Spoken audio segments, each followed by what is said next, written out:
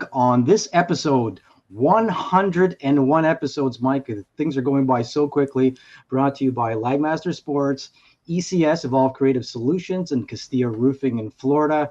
You know, today is really special. We've got a guest. She's an American professional golfer and television broadcaster, low amateur at the 1984 U.S. Women's Open, two-time major winner, and 17 LPGA Tour event wins. Pretty incredible. Now CBS golf analyst and author, Dottie Pepper. Welcome to the show. Oh, thanks both of you for having me. I look forward to this half hour or so. Absolutely. No, we're thrilled to have you and look forward to learning more about you. Dottie, it looks like you're a world traveler. You're all over the place right now doing golf and television. Tell us a little bit about your schedule, what you've been doing, and where you're going. Well, this year is a smaller year for us at CBS than it was last year because we don't have the FedEx Cup playoffs. So we are, as of today, we are in our last 2 weeks of coverage. We have this week in Minnesota, and then we'll go take next week off because it's the men's week of Olympic golf. NBC has that, and then we'll do our final event at the Wyndham Championship in Greensboro the week after next, and then we're done until we fire things back up at the Farmers Insurance Open in January again. So this has been it's sort of like an accordion, if I could come up with an analogy for CBS's schedule, because it just expands and contracts and expands and contracts, and when it is wide open, it is wide open. So I think we did 9 or 10 in a row from the Masters right through the Memorial Tournament. Those don't come up for air. And then we've been kind of sort of a staccato sort of beat since then. And it's been a really remarkable year. I think technically we've had a really good year. The team is very strong, very bonded. And you know, we may not be covering golf the way we do in season, but the text thread is always alive, and we're always keeping in touch with each other. And it's a really good bunch of people that I get to work with. Amazing. Is there an event that you really look forward to through the season? Because it's much different being an analyst than a player, but is there things that stand out? Hey, look, we're always excited when San Diego rolls around because it's a chance to kick things off. Next year we will do Phoenix. We didn't do that this year. I think there'll be some changes that are made in Phoenix that maybe we'll get to reap the rewards of. We always look forward to, of course, Masters Week, and then the flip side of it is the big exhale that's the following week at the Heritage. And you know, I think we all have our personal favorites. The Canadian golf fans are amazing. There is always such energy no matter where we go. And you know, Memorial is always special to me because I have such great memories of playing at Muirfield Village and Solheim Cup. So there are highlights across, you know, every month. That there seems like there's a high point, and it's a great opportunity to kind of share your golf knowledge and still be in the game despite having not hit a competitive golf shot in 20 years. Wow. Yeah. Time. We were talking about how time flies with a podcast, never mind in life. You know, Right. Mike and I are both 50 now, and we can't believe how time's flown by. And that just goes to show you, you know, we're able to look back because we've been following golf for so many years, how women's golf has evolved and changed, not just only with purses, but with the world travel, the level of golf that we're looking at. Where is women's golf today in your point of view? Well, I think if you were going to be a day trader, you would say it's a buy. It's continued to be on a good upswing, and I want to go back to, you know, we're in this world now where we're talking about worldwide tour, and we're taking the game around the globe, and I would say that the women's game was at the forefront of that over the last 30 some years.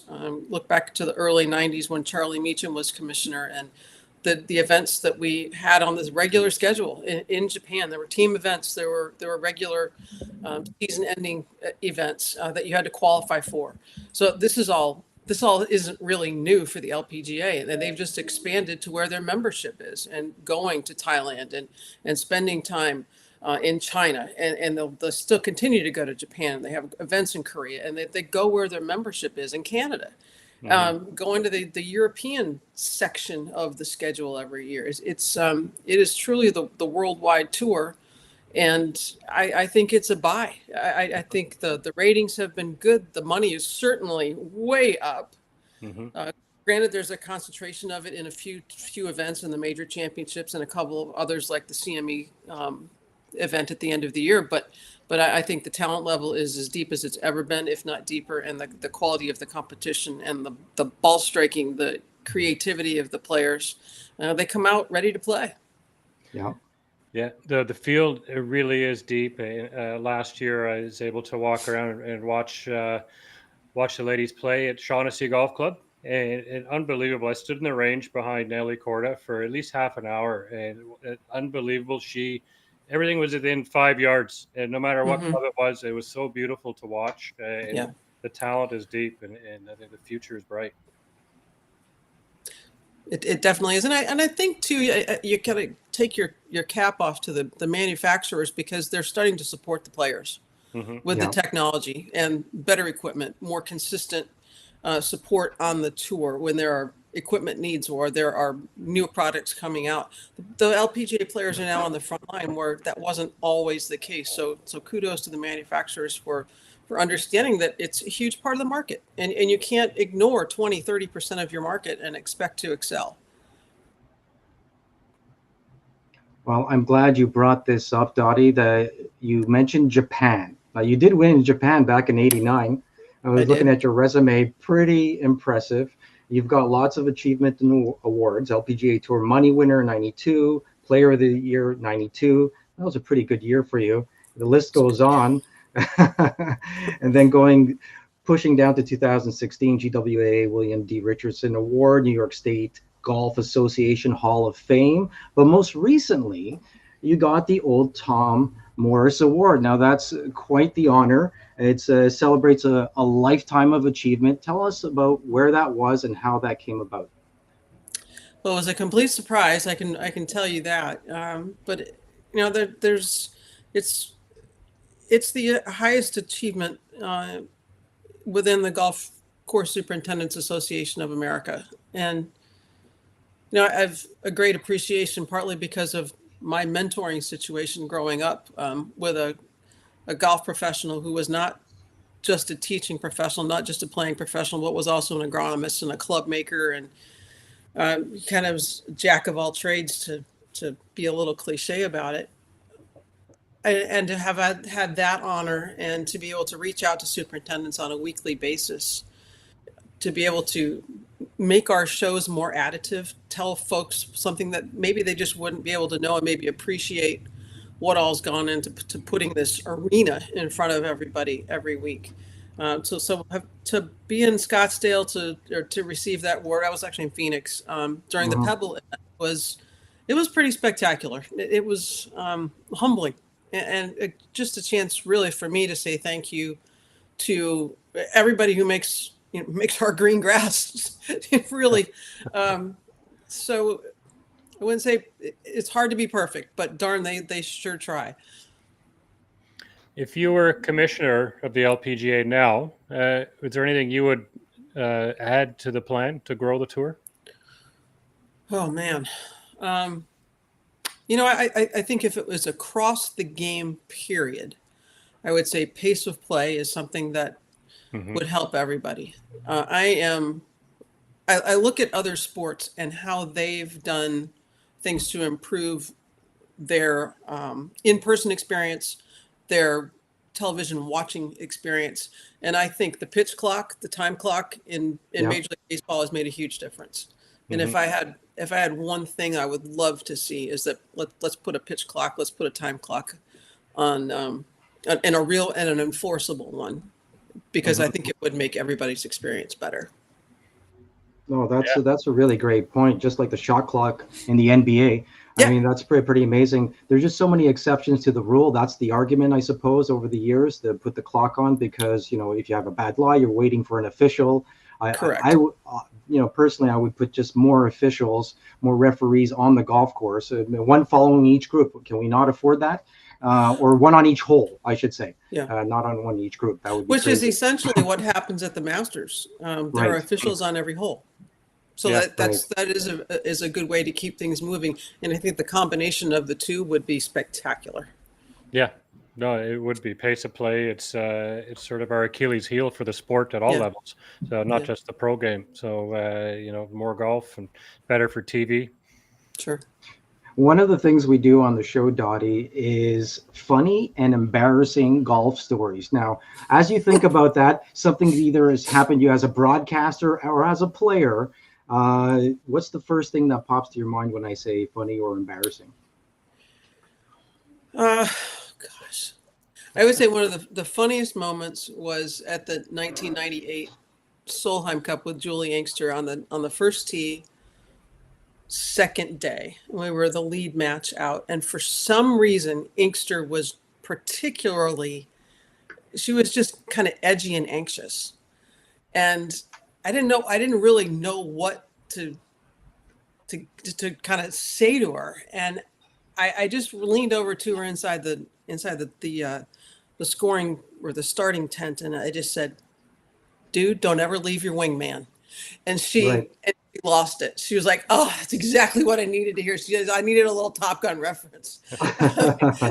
and she played great. The whole facade just came crumbling down, and that was one of those moments that I'll never forget. But I think as a broadcaster, one of my most terrifying or funny moments, I guess, depending on how you look at it, was when a bear came after me at the Senior Open at the Broadmoor, middle of the day, I think it was the 13th fairway, and it was Tom Watson and Bernard Langer in the pairing, and I think Tom Kite might have been the third, but we're hearing in commercial break that the bears that we'd been warned about, because there was a drought that summer and they were coming down from elevation looking for food, that the bears that everybody had been talking about were actually on the golf course, and there was one a few holes away, and I thought, well, this is no big deal. I'm a long way from that hole. It wasn't 2 minutes later, I see this bear come rising up over an elevation change around the backside of a bunker and coming directly at me full tilt. And we were in a commercial break, and I just said, you guys, it's the bear. And Roger said, "Kid, that's a bad day to wear white, isn't it?" He was gorgeous. He was fast. Right. And I still have a picture of it in my office, and Langer has one in his office as well. Wow. Amazing. Yeah. A lot of people have shared stories with us, from John Cook to all these players and analysts. This is one of the better stories. I don't think anybody's going to beat Faraday pooping his pants while he interviewed Tiger. No, I'm going to give him that one. Yeah. He gets the crown on that. Go right ahead. Yeah. He's lost a trophy or two in his time, and he pooped his pants. Yeah. Speaking of Faraday, there was a transition period with CBS and yourself, where Faraday went to NBC and you took over his position. Tell us about that transition. Was it smooth? Were you welcomed? Was it difficult? Maybe a few thoughts about that. I honestly didn't.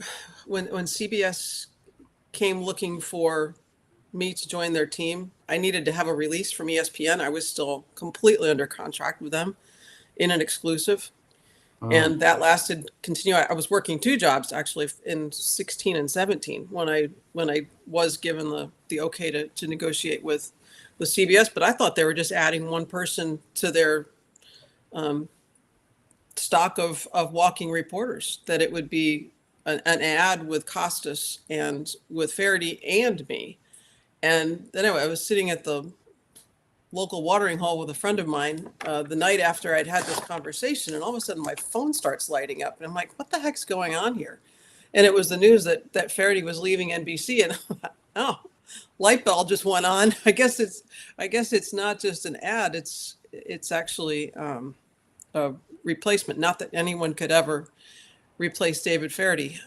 I don't have his sense of humor, but as I told the guys when I was brought into New York at BlackRock at the time. They were still in that old building. I said, I can't out funny him, but I can outwork him. And that's what I've been my mantra the whole time. But I think it was awkward. There was some pushback, I think, from people on the ground. Where's Faraday? This is the way things have always been. I miss David Faraday.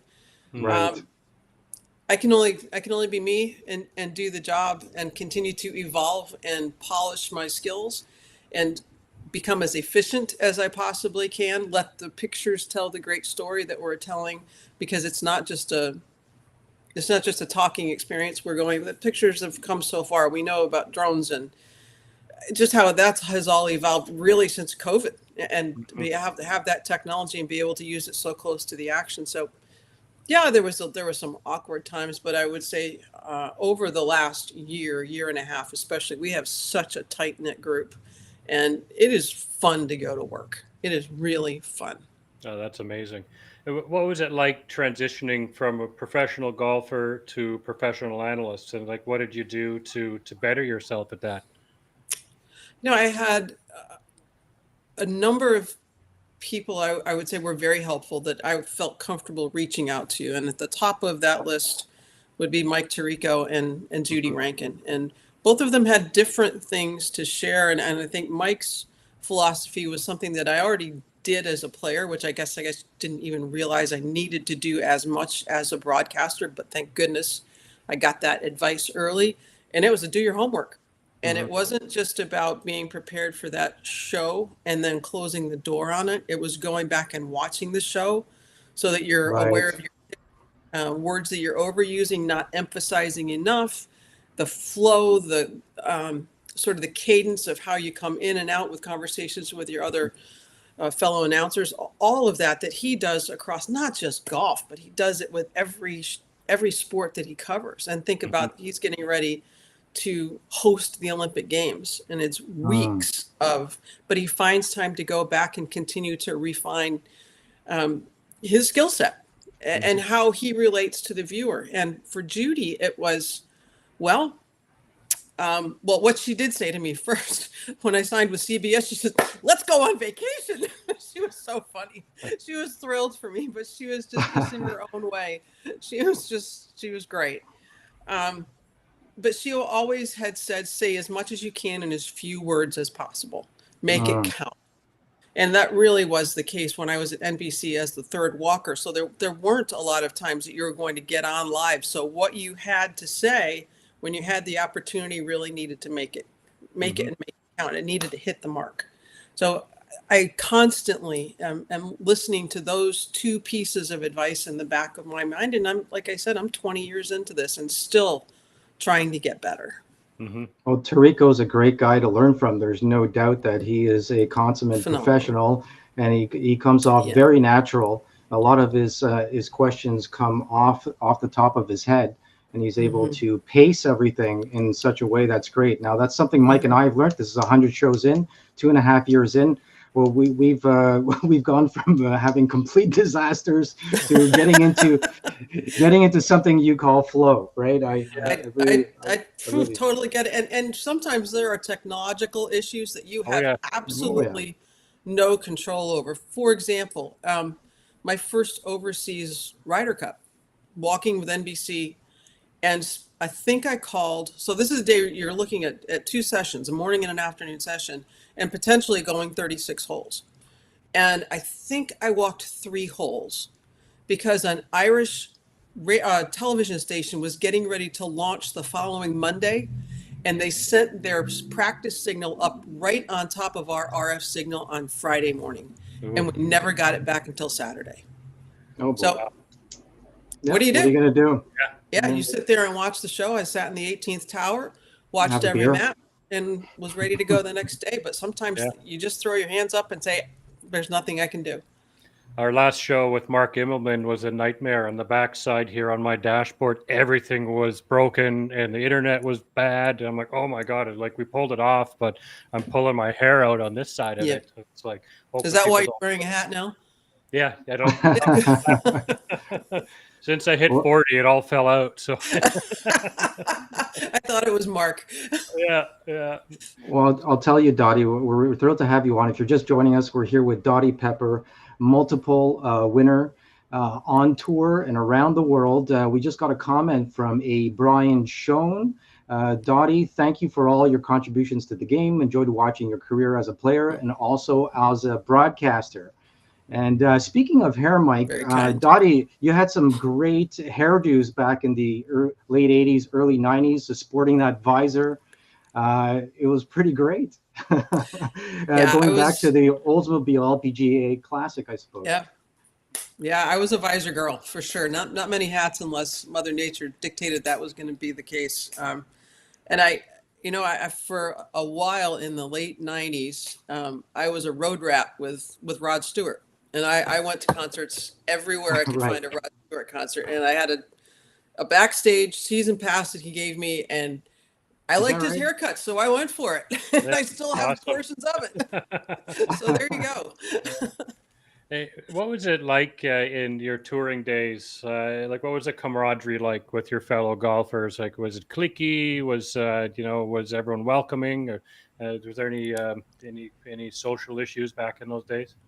It's different when you're competing in an individual sport. Mm-hmm. You have Bob Rotella told me early on, and get a little bit of work with Bob, not a lot, but he did say, when your playing days are over, you will be lucky to have one or maybe two close friends from your time that you did play. Mm-hmm. People that you are still constantly in contact with and are such that you would rely on. And he's absolutely right. If I had, well, I would say three, because I'm going to throw Judy Rankin in there too. Julie Inkster and Brandy Burton, I could pick up the phone right now and say, I need X, I'm in trouble here. Can you take care of somebody that's in your neighborhood or whatever? And they wouldn't blink an eye about doing it. And it's the same thing if they were to pick up the phone and call me. So I think it's very difficult to have super tight relationships if you're playing in an individual sport. But my goodness, when it came time for team competition, whether it was the Solheim Cup or even Curtis Cup, I'm going back to the Curtis Cup at Sunningdale, the beginning of September, with one of my teammates and her son now. So there are strong relationships that are still there throughout your career, and I really treasured those weeks with the camaraderie so tight around the Solheim Cup. Mm-hmm. That's outstanding. I'm looking at all the wins that you have, and I'm looking back to '89, the LPGA Classic, the old Oldsmobile, and where you beat Beth Daniel.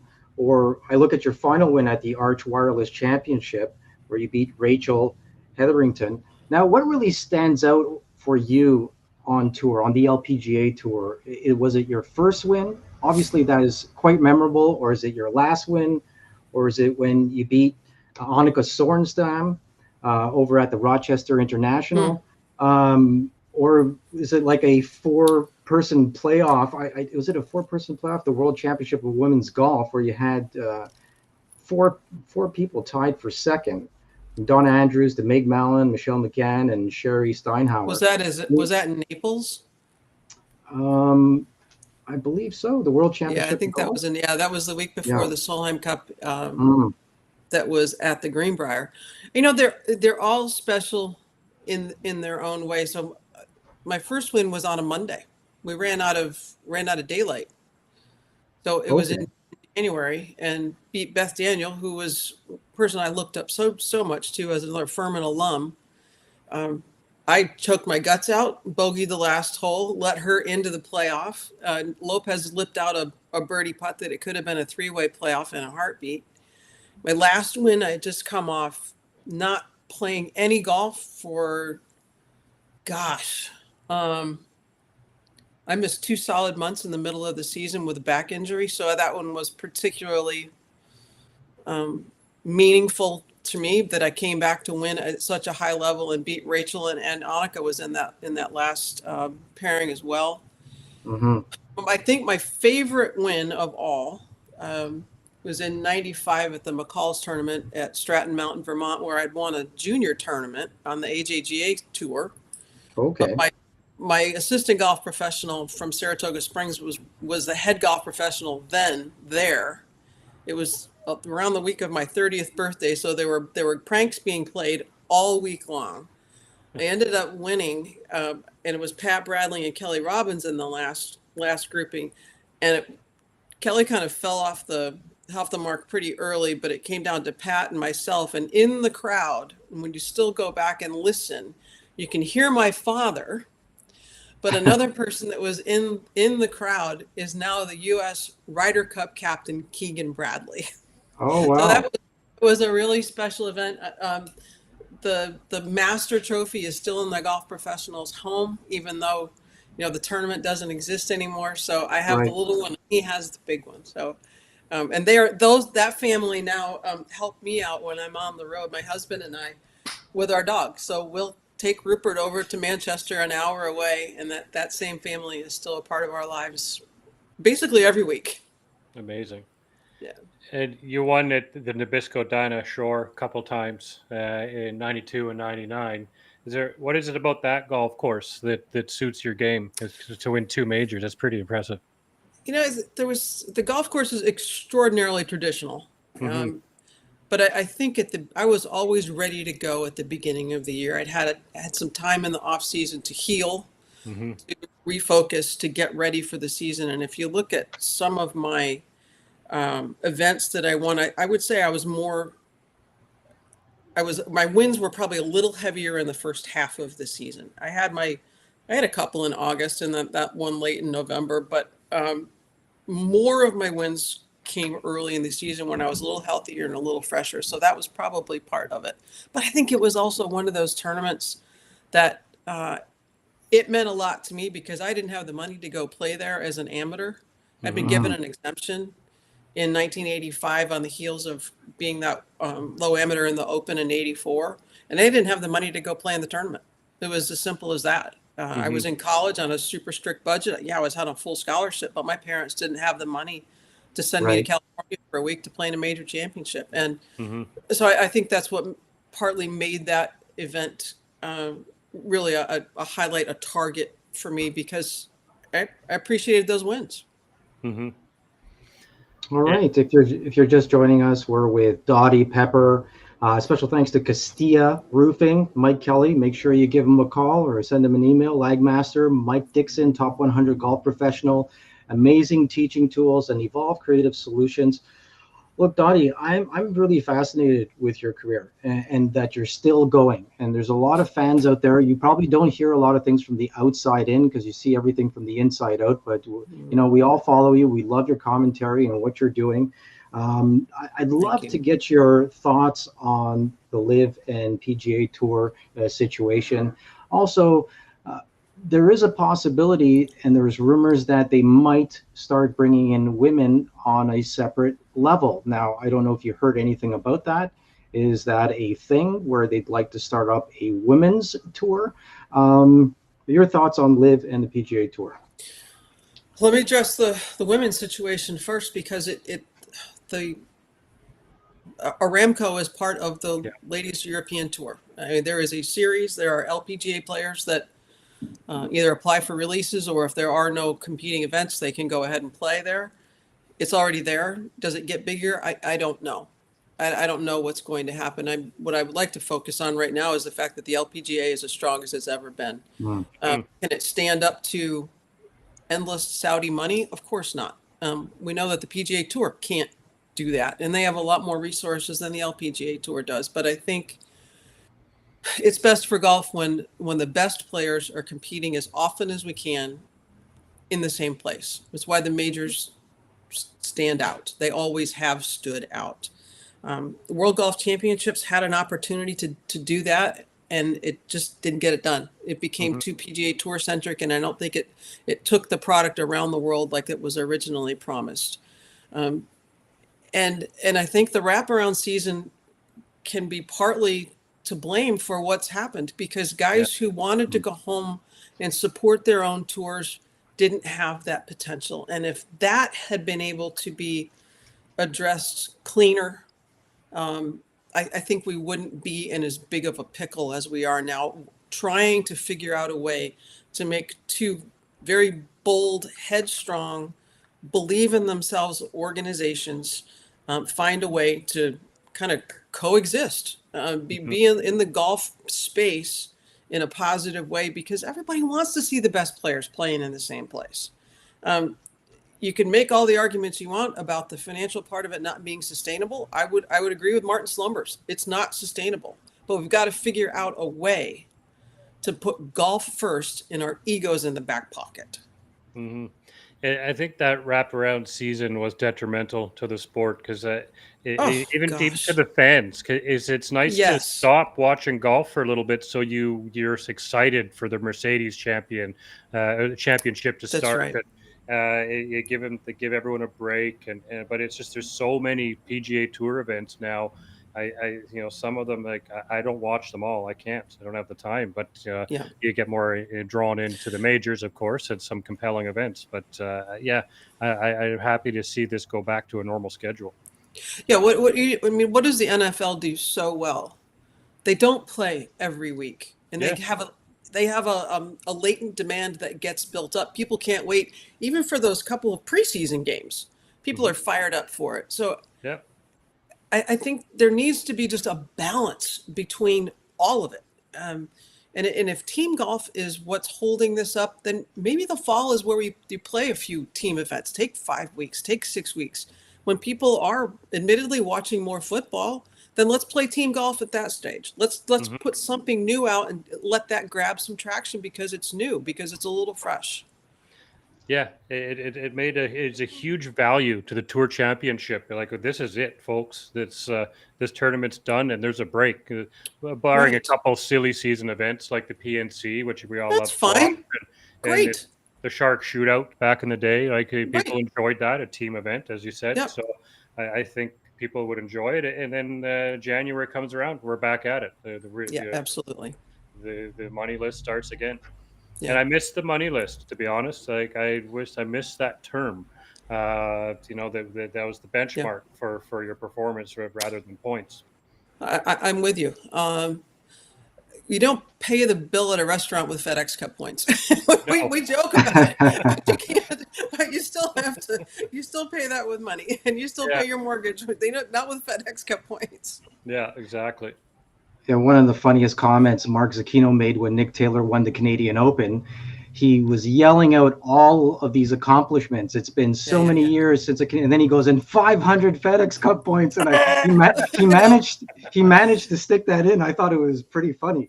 Well, in retrospect, it's the blanket for the tour. We all get that, and there's time for all of that. But to celebrate a national championship, that's the top of the list. Yeah.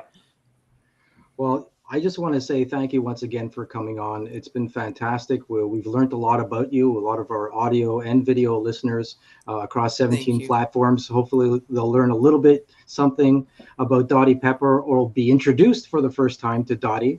And we hope to see you soon. Maybe we could get you on again, or maybe get a round of golf in one of these days. Would love to visit again. Thank you. Yeah, definitely. You'd have to give us a few strokes if we played, I'm sure. Okay. Well, I've just actually gotten a new putter, and I think I'm going to go be fitted for some new irons this fall. So maybe I'll actually get back on the golf course. Who knows? What kind of putter did you get? Sax Parente. It's called the Drac.